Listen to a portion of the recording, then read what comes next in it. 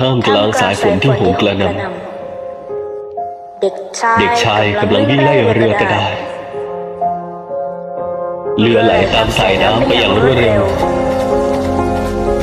ไม่เรือของฉันเรือของเขาตกลงไปในท่อระบายน้ำไม่นะแย่แน่ถ้าพี่รู้แล้วก็มองหาเรือกันในกระดาษในท่อระบายน้ำรับพบกับสายตาคนหนึ่งภายในท่อระบายน้ำ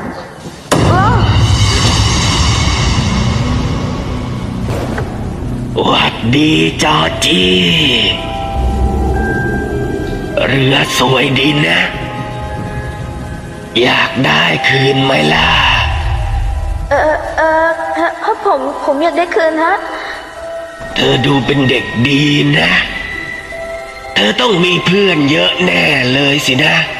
ใช่ครับผมมี3 คนนะแต่ผมสนิทกับพี่มากที่สุดแล้วเขาอยู่ไหนล่ะบนเตียงฮะเขาป่วยอยู่น่ะฉันช่วยให้เขาดีขึ้นได้นะ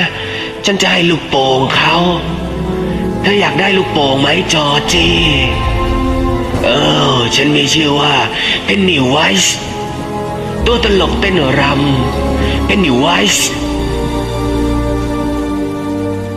ใช่รู้จักจอร์จี้นี่เพนนีไวส์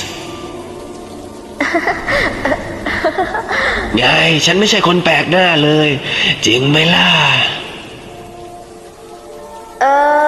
แล้วคุณลงไปทำอะไรในท่อเหรอฮะพายุพัดฉันตกลงมานะสิพัดละครสัตว์มาทั้งละครเลยด้วยอ่านผิดคณะได้กินละครสัตว์ไหมจอร์จี้มีขายถั่วคั่วขนมสายไหมมีฮอทดอกแล้วก็ป๊อปคอร์นนี่เหรอป๊อปคอร์นใช่ของโปรดเลยใช่ไหมล่ะฮะเหมือนกันเลยเพราะมันปุ่ม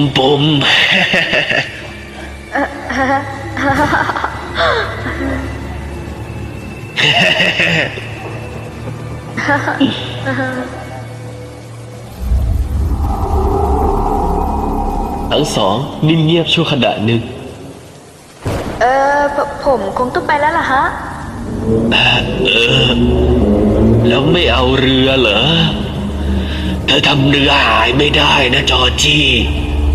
บิวเอาเธอตายแน่นี่รับไปสิจอร์จี้เด็กๆค่อยเอื้อมมือไปหยิบเรือช้า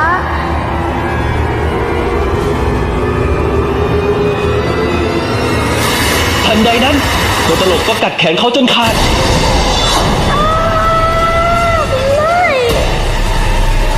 จากนั้นเขาก็ค่อยๆคลานออกมาช้าจะไปไหนล่ะจอร์จี้ตัวตลกจับขาเขาแล้วลากลงไปในท่อน้ำเด็กเรื่องชื่อพี่เขาเป็นครั้งสุดท้ายแล้วก็ไม่มีใครได้เห็นเขาอีกเลย